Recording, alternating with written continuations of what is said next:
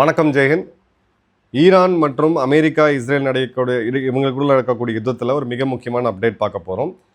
President Trump பேசும்போது almost நம்ம ஜெயிச்சிட்டோம், ஆனால் நம்ம நினச்ச அளவுக்கு ஜெயிக்கலாம், இன்னும் கொஞ்ச நாள் போகும் அப்படின்ட்டு. இதுதான் ட்ரம்ப் சொன்ன முதல் வார்த்தை. ரெண்டாவது, இந்த போரை சீக்கிரம் முடிக்கணும் அப்படின்றதுல அந்த இன்டென்ஷன், அந்த ப்ரெஷர் இருக்கிறத கிளியராக பார்க்க முடியுது. ஸோ ட்ரம்ப் இப்போ பேசக்கூடியதை வச்சு பார்த்தா மார்ச் மாத கடைசியில் இந்த இடத்துல ஏதோ ஒரு இடத்துல ஒரு வகையான ஒரு அக்ரிமெண்ட் வந்து இந்த போர் முடியறதுக்கான வாய்ப்பு கொஞ்சம் தெரியுது. அட்லீஸ்ட் இந்த 13 நாட்களில் இந்த 13வது நாள் கண்டிப்பாக ஒரு பாசிட்டிவான ஒரு பாயிண்ட் வந்து நமக்கு தெரியுது. ட்ரம்ப் இதுக்கு சொல்லக்கூடிய காரணம் என்ன அப்படின்னா, நாம் வந்து எல்லாத்தையுமே தாக்கி அழிச்சிட்டோம், நம்மளுடைய மிலிட்ரி அப்ஜெக்டிவில் இப்போது கிளியர் கட்டாக பார்த்தோம் அப்படின்னு வச்சுக்கோங்க. Any time I wanted to end அப்படின்றத ஒரு கொயர்சிவான ஒரு டிப்ளமேட்டிக் மெசேஜாக கொடுக்குறாரு. நான் நினச்சா முடிக்க முடியும், நான் முடிக்கணும்னு தான் பார்க்குறேன், நான் நினச்சா எப்போ வேணால் முடிக்க முடியும் அப்படின்றது. அதே மாதிரி பார்த்தீங்க அப்படின்னா, இப்போ இந்த இடத்துல ட்ரம்ப் சொல்லக்கூடியது ஒரு 2 வாரம், அதாவது இப்போ மார்ச் ஒரு 11ஆம் 12ஆம் தேதி நம்ம இருக்கிறோம் அப்படின்னா மார்ச் எண்டுக்குள்ளே அப்படின்றத நம்ம பொருள்பட எடுத்துக்கலாம். ட்ரம்ப் வந்து ப்ராக்டிக்கலி நத்திங் லெஃப்ட் டார்கெட், அங்கே எதுவுமே இல்லை, மிச்சம் இல்லை இனிமேல் போய் அடிக்கிறதுக்கு, ஆனால் இன்னும் சில விஷயங்கள்லாம் நாங்கள் பண்ண வேண்டியது இருக்குது, நம்ம நினச்ச அளவுக்கான வெற்றி.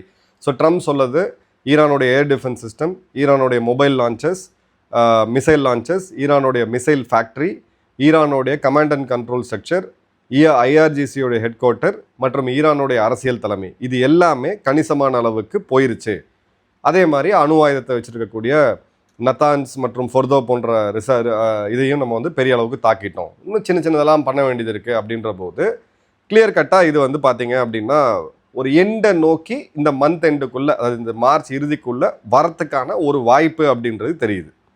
அதே மாதிரி பார்த்தீங்க அப்படின்னா இஸ்ரேல் சைடு இப்போ ட்ரம்போட எக்ஸாக்ட் வார்த்தைகள், little this and that, any time I want to end it will end, இன்னும் கொஞ்சம் சின்னதாக இங்கே இருக்குது, அதை நான் எப்போ முடிக்கணும்னு வச்சுருந்தோம் நான் முடிச்சிருவேன் அப்படின்ட்டு.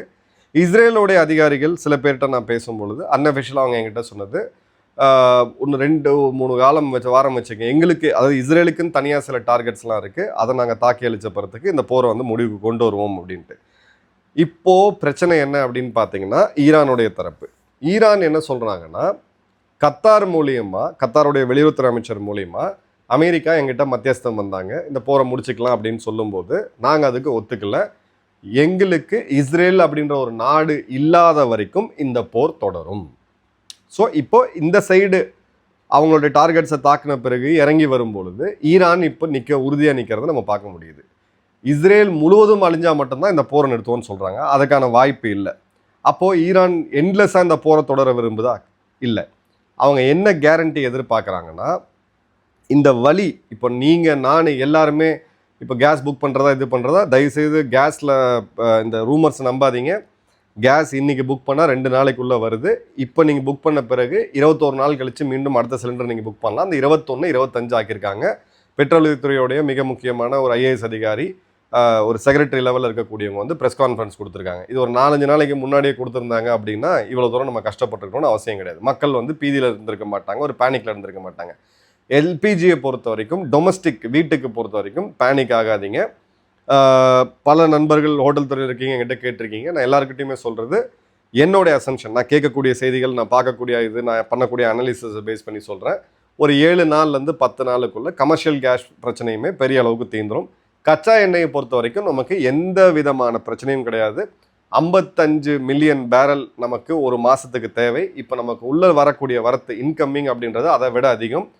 30% மட்டும்தான் ஸ்ட்ரெய்ட் ஆஃப் ஹார்மோஸ்லேருந்து வந்துக்கிட்டு இருக்குது. அதற்கான ஆல்டர்னேட்டிவ் நம்ம பார்த்துட்டோம். தேவைக்கு அதிகமான கச்சா எண்ணெய் நம்மக்கிட்ட இருக்குது. அதுக்கு தேவைப்படக்கூடிய அளவுக்கு எந்த நாட்டு குரூடாக எந்த அது தரத்தில் இருந்தாலும் அதை ரிஃபைன் பண்ணக்கூடிய கெப்பாசிட்டி இந்தியாவுக்கு இருக்குது. ஸோ பெட்ரோல் டீசல் தட்டுப்பாடெல்லாம் வந்து வராது. தயவுசெய்து அந்த வதந்திகளை நம்பாதீங்க. இப்போ பேக் டு சப்ஜெக்ட். இப்போ அமெரிக்காவுடைய இன்டெலிஜென்ஸ் படி எடுத்தோம் அப்படின்னா, ஸ்ட்ரெய்ட் ஆஃப் ஹார்மோஸில் ஈரான் வந்து பார்த்தீங்கன்னா கடலில் இருக்கக்கூடிய கடலில் பயன்படுத்தக்கூடிய கன்னிவெடி, அதாவது சி மைன்ஸ்ன்னு சொல்லுவாங்க, அதை வந்து அதிகமாக பிளான் பண்ண ஆரம்பிச்சிட்டாங்க அப்படின்ட்டு. இது எல்லாமே சீனாவோட தயாரிப்பு. ரொம்ப ரொம்ப முக்கியமாக நம்ம கவனிக்க வேண்டியது. அதே மாதிரி இன்னொரு ரிப்போர்ட் என்ன சொல்லுதுன்னு பார்த்தீங்கன்னா, இந்த போர் ஆரம்பித்த காலத்திலேயே நிறைய ஆயில் டேங்கர்ஸ் வந்து ஈரான்லேருந்து ஸ்ட்ரெய்ட் ஆஃப் ஹார்மோஸ் வழியாக தாண்டி சைனாவுக்கு மட்டும் போயிட்டுருக்கு அப்படின்ற செய்திகள் வந்து வருது. இப்போ இந்த 2 வாரம் இந்த போர் அவங்க எதுக்கு எக்ஸ்டெண்ட் பண்ணணும்னு பார்க்குறாங்கன்னா, அவங்களோட மொபைல் மிசைல் லான்ச்சஸ் இது ஒரு பெரிய ஒரு பிரச்சனையாக இருக்குது. அதே மாதிரி பார்த்தீங்கன்னா ட்ரோன் டீம்ஸ், இந்த ட்ரோனை தயாரிச்சுக்கிட்டே இருக்கலாம். அந்த ட்ரோனை ஏவறதுக்கான அந்த ஸ்பெஷலிஸ்ட் வேணும், அதுக்கான வீரர்கள் வேணும். அவங்கள தாக்கி அழிக்கிறது, அதன் பிறகு இவங்களுடைய அண்டர் கிரவுண்ட் ஃபெசிலிட்டிஸை தாக்கி அழிக்கிறது. ஸோ இதில் பார்த்தீங்க அப்படின்னா இந்த 2 வாரம் அப்படின்னு சொல்லி இவங்க வந்து சப்ரஷன் ஃபேஸ்ன்னு சொல்லுவாங்க. நம்ம அப்படியே கொஞ்சம் ஹிஸ்ட்ரியை திருப்பி பார்த்தோம் அப்படின்னா, இதுக்கு முன்னாடி இவங்க லான்ச் பண்ண ஆப்ரேஷன் டெசர்ட் ஃபாக்ஸ், ஈராக் மேல் நடத்தப்பட்ட யுத்தம், அதுக்கப்புறம் வந்து ஈராக் மேல் நடத்தப்பட்ட இன்னொரு யுத்தம் ஆப்ரேஷன் அலைட் ஃபோர்ஸ், ரெண்டுத்துலேயுமே 3 விதமான ஃபேஸை நம்ம கிளியராக பார்க்குறோம். ஃபஸ்ட்டு வந்து ஏர் டாமினன்ஸ், உள்ள அமெரிக்க போர் விமானங்கள் புகுந்து அந்த நாட்டுடைய ஏர் டிஃபென்ஸ் அதை நிர்மூலமாக்கி விமானங்களை தாக்கி அழிச்சு, ஏவுகணை தளங்களை தாக்கி, அவங்களுடைய military bases, headquarters, command and control centre, nodes எல்லாத்தையும் தாக்கி அழிக்கிறது. அதை நம்ம தெளிவாக பார்த்துட்டோம். அடுத்தது பார்த்தீங்க அப்படின்னா அவங்களுடைய இன்ஃப்ராஸ்ட்ரக்சரை தாக்கி அழிக்கிறது, buildings, missile bases, logistic டெப்போஸு, ஐஆர்ஜிசியோட facilities எல்லாமே. ஈராக்கில் இதே பேட்டர்ன் பார்த்தோம். கடைசி ஃபேஸ் அப்படின்னு பார்த்தீங்கன்னா இதை வந்து நம்ம வந்து ஒரு க்ளோசிங் ஆஃப் ஃபேஸில் பெர்சிஸ்டன்ட் ஸ்ட்ரைக்ஸ்ன்னு சொல்லுவோம். மிச்சம் மீதி இருக்கக்கூடிய மொபைல் லான்ச்சஸ்ஸு, அந்த சதாமுக்கு ஆதரவாக இருந்த ஆட்கள், அவங்களுடைய கமாண்ட் சென்டர்ஸ்லாம் decentralised army, mosaic command centre கமாண்டுன்னு நம்ம சொல்லுவோம் மிலிட்ரி பாஷையில், அதெல்லாமே தாக்கி அழிச்சாங்க. ஸோ தெளிவாக அமெரிக்கா இந்த யுத்தத்தை முடிவுக்கு கொண்டு வரணும் அப்படின்ற அவசரத்தில் இருக்கிறது பியாண்ட் டவுட்ஸ் இப்போ தெளிவாக இருக்குது. இஸ்ரேல் முரண்டு பிடிச்சாங்க. ஆனால் இஸ்ரேலுமே இப்போ வந்து அவங்களுக்கு பர்சனலாக இருக்கக்கூடிய சில முக்கியமான டார்கெட்ஸ், அதாவது குட்ஸ் ஃபோர்ஸ் அவங்களுக்கு ரொம்ப ரொம்ப முக்கியம். ஏன்னா குட்ஸ் ஃபோர்ஸை பேஸ் பண்ணி தான் ஹமாஸ், ஹிஸ்புல்லா, ஹவுத்திகளுக்கு அவங்க இது பண்ணிட்டு இருக்காங்க. அதே மாதிரி ஹிஸ்புல்லா கூட ஒரு போர் நிறுத்தம் ஏற்பட்டுச்சு. இப்போ ஹிஸ்புல்லாக்கள் மீண்டும் தாக்குனதுனால கிரவுண்ட் அஃபென்சிவை லான்ச் பண்ணியிருக்காங்க. ஸோ லெபனானுக்குள்ள ஒரு கணிசமான பகுதி, அந்த பகுதியில் இருக்கக்கூடிய இடத்த வந்து இவங்க பிடிக்கிறாங்க. எப்படி காசாவில் ஒரு பஃபர் ஜோன் கொண்டு வந்தாங்களோ இதை ஒரு வாய்ப்பாக பயன்படுத்தி அங்கே ஒரு பஃபர் ஜோனை கொண்டு வந்தோன்னு பார்க்குறாங்க. ஸோ அந்த இராணுவம் 2 to 3 வாரம், அதிகபட்சமாக 4 வாரத்துக்குள்ளே நமக்கு தேவையானதை நம்ம சாதிச்சுக்கணும் அப்படின்னு பார்க்குது. ஈரானை பொறுத்த வரைக்கும் இஸ்ரேல் இருக்கிற வரைக்கும் நாங்கள் வந்து விட மாட்டோம், இந்த போரை நிறுத்த மாட்டோம் அப்படின்னு சொல்லி அவங்க சொல்கிறாங்க. உதாரணத்துக்கு அவங்களுடைய ஸ்போக்ஸ் பர்சன் கர்னல் அலி ரசாம்ஜூ அவர் என்ன சொன்னார் அப்படின்னு பார்த்தீங்கன்னா, இந்த ஜாயின்ட் கமாண்ட் ஹெட் குவார்ட்டரோட தளபதி அவர், not a single litre of oil will pass through the strait of Hormuz if it benefits US, Israel or their alliance. ஒரு சொட்டு கச்சா எண்ணெயை கூட ஸ்ட்ரெய்ட் ஆஃப் ஹார்மஸில் விட மாட்டோம், அமெரிக்கா, இஸ்ரேல் மற்றும் அதோட கூட்டாளி நாடுகளுக்கு அது பயன்படுற மாதிரி இருந்துச்சுன்னா அப்படின்ட்டு. ரெண்டாவது, any tanker bound for this nations is now a legitimate target. எந்த ஒரு ஆயில் டேங்கர் இந்த நாடுகளுக்கு போனாலும் அதை வந்து லெஜிட்டிமேட் டார்கெட். இங்கே தான் பிரச்சனை வருது. என்னன்னா, இன்னைக்கு அதாவது 11ஆம் தேதி ஒரு தாய்லாண்டோடைய ஆயில் டேங்கர் வந்து தாக்கப்பட்டுச்சு. 2 போர்க்கப்பல்கள், அதாவது ஆயில் டேங்கர்ஸ் வந்து தாக்கப்பட்டுச்சு. இது 2மே இந்தியாவுக்கு எண்ணெய் எடுத்துகிட்டு வந்த கப்பல்கள். இப்போ தாய்லாண்டும் அமெரிக்காவும் கூட்டாளி கிடையாது. தாய்லாந்து எங்கேயுமே இன்வால்வ் ஆகலை. இந்தியா ஈரானுக்கு உதவி செஞ்சுட்டு இருக்காங்க. ஈரானுடைய 2 போர்க்கப்பல்கள் இந்தியாவில் இப்போ தஞ்சம் புகுந்திருக்கு. அதுக்கு முழு பாதுகாப்பு கொடுத்து வச்சிருக்கிறது இந்தியா. இவங்க அமெரிக்கா மற்றும் அலைஸ்ன்னு சொன்னால் கூட இந்தியாவுக்கு என்ன எடுத்துகிட்டு வரக்கூடிய கப்பல்களை இவங்க ஏன் தாக்கணும் அப்படின்ற கேள்வி எழுது. அதே மாதிரி 3வது அவர் சொல்கிறது $200 பெர் பேரலுக்கு நீங்கள் ரெடி ஆகுங்க அப்படின்ட்டு. ஸோ இந்த 3மே என்ன சொல்கிறாருன்னா, ஸ்ட்ரெய்ட் ஆஃப் ஹார்மோஸில் எந்த கப்பலும் சேஃபாக போக முடியாது, எந்த அமெரிக்கா, இஸ்ரேல் மற்றும் கூட்டாளியோட கப்பலாக இருந்தாலும் நாங்கள் தாக்குவோம், நீங்கள் வெயிட் பண்ணுங்க ராஜா, உங்களுக்கு $200 பெர் பேரல் வந்து உலகமே கஷ்டப்பட்டு எல்லாரும் கஷ்டப்படும் போது தான் உங்களுக்கு நாங்கள் படுற அவஸ்தை என்ன அப்படின்னு புரியும் அப்படின்ட்டு. அதே மாதிரி இவங்க என்ன சொல்கிறாங்கன்னா, ரெசிப்ரோக்கல் ஹிட்ஸை நாங்கள் முடிச்சிட்டோம். இதுவுமே அந்த டீஎஸ்கலேஷனோட ஒரு பாயிண்ட்டை நம்ம கிளியராக பார்க்குறோம். ரெசிப்ரோக்கல் ஹிட்ஸ்ன்றது அமெரிக்கா, இஸ்ரேல் இவங்களுடைய எண்ணெய் கிணறுகளை தாக்குனாங்க, பதிலுக்கு இவங்களும் தாக்குனாங்க. அதே மாதிரி இவங்களுடைய மிலிட்ரி பேசஸை தாக்குனாங்க, பதிலுக்கு இவங்களும் தாக்குனாங்க. இவங்களுடைய விமான நிலையங்கள் தாக்கப்பட்டுச்சு, பதிலுக்கு கல்ஃபில் இருக்கக்கூடிய விமான நிலையங்கள் தாக்கப்பட்டுச்சு. இவங்களுடைய பில்டப் ஏரியாவில் தாக்குனாங்க, இவங்களும் பதிலுக்கு build up area. So America, Israel என்ன தாக்குதல் நடத்தினாங்களோ அதற்கான ரெசிப்ரோக்கல் ஹிட், பதிலடி தாக்குதலை நாங்கள் நடத்தி முடிச்சிட்டோம். இனிமே வரக்கூடிய தாக்குதல் அப்படின்றது கண்டினியூஸாக அன்ப்ரோவோக்டாக இங்கே அங்கே அங்கே இங்கே அப்படின்னு ஒன்று இருக்கும். ஸோ ஈரானை பொறுத்த வரைக்கும் இந்த போர் முடியக்கூடாது. இந்த போரை இன்னும் அதிகப்படுத்தி உலகம் மொத்த உலக நாடுகளும் கிட்டத்தட்ட அந்த ப்ரெஷரை ஃபீல் பண்ணி அதன் பிறகு அமெரிக்காவுக்கு அந்த அழுத்தத்தை கொடுத்து, இஸ்ரேலுக்கு அந்த அழுத்தத்தை கொடுத்து, உலக நாடுகள் எல்லாம் ஒன்று பேசி ஓகேங்க இதுக்கு மேலே வேண்டான்னு சொல்லி, இதுக்கு மேலே ஈரான் தாக்கப்படக்கூடாது, யாரும் தாக்கக்கூடாது அப்படின்ற செக்யூரிட்டி கேரண்டியை அவங்க கேட்குறாங்க. ஸோ செக்யூரிட்டி கேரண்டி கொடுக்கணும் அப்படின்னா இப்போ இருக்கக்கூடிய ப்ரெஷர் ஈரானை பொறுத்த வரைக்கும் பத்தாது. இந்தியாவில் இன்றைக்கி நம்ம இயல்பு வாழ்க்கையில் தான் போயிட்டுருக்கோம். பங்களாதேஷ் போன்ற நாடுகளுக்கு இப்போவும் நம்ம ஒரு 50,000 டன் டீசலை கொடுத்துருக்குறோம். இலங்கையில் இப்போ ஏற்கனவே கியூ நிற்கக்கூடியதான் நம்ம நண்பர்கள் எல்லாமே சொல்கிறாங்க.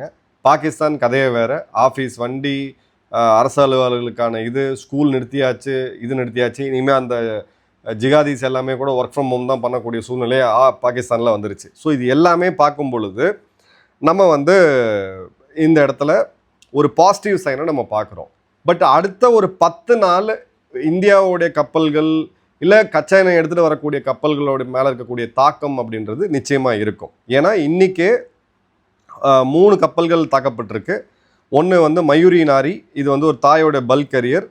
இது ஒமான்லேருந்து 11 நாட்டிக்கல் மைலில் இது தாக்கப்பட்டிருக்கு அப்படின்றத பார்க்குறோம். இதில் 3 மாலுமிகள் செயலர்ஸ் மிஸ் ஆகிருக்கிறாங்க. அப்புறம் ஒரு கண்டெய்னர் ஷிப்பு ராசல் கைமா, அதாவது சவுதிக்கு பக்கத்தில் தாக்கப்பட்டு இது பண்ணதை நம்ம பார்க்குறோம். அதே மாதிரி பார்த்தீங்கன்னா துபாயோட ஏர்போர்ட் மீண்டும் தாக்கப்பட்டிருக்கு. துபாயை பற்றி இல்லாத பொய் செய்திகள், யுஏஇ பற்றி ஒரு பெரிய கலவரத்தை உண்டு பண்ணுறாங்க. அது ஆன்லைன் கேம்பெயின். துபாய் அரசாங்கம் இதுக்கான கடுமையான நடவடிக்கை எடுப்போம்னு சொல்லியிருக்காங்க. தயவு செய்து நம்பாதீங்க. அந்த ஏர்போர்ட்டை எப்படி பெஸ்ட்டாக ரன் பண்ண முடியுமோ அவங்க ரன் பண்ணிகிட்டு இருக்காங்க. அவங்க மக்களுக்கும் அவங்க ஃபுல்லாக இந்தியாவோட மக்களுக்கும் சரி, இங்கே இருக்கக்கூடிய எல்லாருமே எமிராட்டிகள் தான் அப்படின்னு சொல்லி அந்த அளவுக்கு அவங்க மக்களை டிஃபெண்ட் பண்ணிகிட்டு இருக்காங்க.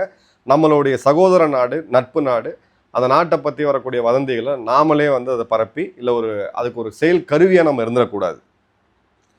அதே மாதிரி பார்த்தீங்க அப்படின்னா இந்த ஷிஃப்ட்டில் நம்ம கிளியர் கட்டாக பார்க்குறது, அமெரிக்காவுக்கு இந்த போரை உடனடியாக முடிக்கணும். இஸ்ரேலுக்கு 2 வார காலம் இது எப்படியாவது இழுத்து அவங்களுக்கு தேவையான மிலிட்ரி அப்ஜெக்டிவ் முடிக்கணும். ட்ரம்பை பொறுத்த வரைக்கும் மார்ச் எண்டுக்குள்ளே இந்த போரை முடிச்சுட்டு அடுத்தது கியூபாவை நோக்கி போகணும். ஈரானை பொறுத்த வரைக்கும் கச்சா எண்ணெயோட விலை ஏறணும். இந்த ஸ்ட்ரெய்ட் ஆஃப் ஹார்மூஸில் அவங்க ஏற்கனவே பார்த்தீங்க அப்படின்னா ஒரு பெரிய ஒரு தாக்கத்தை கொடுத்துருக்குறாங்க. அதே மாதிரி ஈரானால் கம்ப்ளீட்டாக அதை செலக்டிவாக பிளாக்கேட் பண்ணுறதோ தடுத்து நிறுத்தவோ முடியாது. இப்போ ஆயில் அப்படின்னு எடுத்தீங்க, இவங்க $200 பில்லியன், $200 பெர் பேரல் போகணும் அப்படின்னா இதுக்கு நம்ம பழைய கணக்கெடுக்கணும்.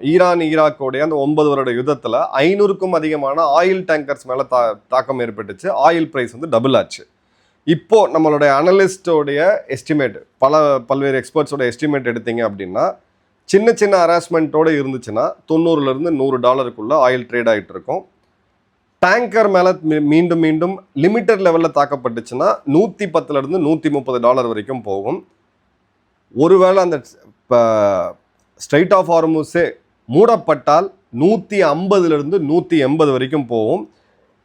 அது தொடர்ந்து மூடப்பட்டால் 6 மாத காலம் ஒரு இடம் மூடப்பட்டால் $180 to $200 வரைக்கும் போகிறதுக்கான வாய்ப்பு இருக்குன்ட்டு சிம்பிள் அண்டர்ஸ்டாண்டிங். $1 ஏறுச்சுன்னா அந்த விலையேற்றத்தை இந்திய அரசாங்கம் நேரடியாக மக்களுக்கு கொடுத்தாங்க அப்படின்னா 50 காசு நமக்கு ஒரு 1 லிட்டர் பெட்ரோல் டீசலுக்கு ஏறும். ஸோ 72லேருந்து 77க்கு போய் பிறகு 92, 100, 110, 117 வரைக்கும் போய் பிறகு ஒரே நாள் நேற்று 10ஆம் தேதி சரிஞ்சு இப்போ ஒரு 84லேருந்து 89 அப்படின்ற அளவுக்கு இப்போ ட்ரேட் ஆகிட்டு இருக்கு. ஸோ இது இந்த கேம்பிளில் நீங்கள் பார்த்தீங்கன்னா நம்ம தாங்கக்கூடிய அளவுக்கு தான் இருக்குது. $100 மேலே போய் இல்லை $110 மேலே போய் தொடர்ந்து இது போயிட்டே இருந்துச்சுன்னா நிச்சயமாக பெட்ரோல் டீசல் விலை உயர்வு அப்படின்றத அரசாங்கம் தவிர்க்க முடியாது. ஏன்னா அதுக்கப்புறம் நம்ம ஆயில் பாண்டு கடன் வாங்கி தான் பண்ண முடியும், அந்த காலத்தில் யூபிஏ அரசாங்கம் பண்ண மாதிரி. பட் அது ஒரு சரியான முடிவாக இருக்குமா அப்படின்னு கேட்டிங்கன்னா இந்த இடத்துக்கு அவ்வளோ பெரிய ஒரு ரிஸ்க் எடுக்க வேண்டிய அவசியம் அப்படின்றது இல்லை. இப்போது மேஜராக நம்ம இங்கே பார்க்க வேண்டியது இந்த போருக்கு அந்த ரிவர்ஸ் அந்த பீக்கில் போய் பிளாட்டூ ஆகி அப்படியே ஒரு மாதிரி அந்த போர் தொடர்ந்து போய் பிறகு சரியறதுக்கான ஒரு வாய்ப்பு தெரியும். அந்த ஒரு வாய்ப்பு இப்போ தெரியுது. ஸோ இந்த அசம்ஷன்ஸ் எல்லாம் கரெக்டாக இருந்ததுன்னா மார்ச் மாதம் இறுதிக்குள்ளே இந்த யுத்தம் அப்படின்றது முடிவுக்கு வரும். என்ன நடக்குன்றதை டீட்டெயிலாக வீடியோவில் பார்ப்போம். வாட்ஸ்அப் மற்றும் டெலிகிராம் சேனல்களில் தொடர்ந்து அப்டேட்ஸ் கொடுத்துட்ருக்கோம். அதை ஃபாலோ பண்ணி பாருங்கள். நம்ம சேனல் நிறைய பேர் இன்னும் சப்ஸ்கிரைப் பண்ணல. இது நம்ம டீம் வைக்கக்கூடிய ரெக்வெஸ்ட். சப்ஸ்கிரைப் பண்ணாமல் பார்க்குறவங்க தயவுசெய்து சப்ஸ்கிரைப் பண்ணுங்கள். நன்றி, வணக்கம், ஜெய்ஹிந்த்.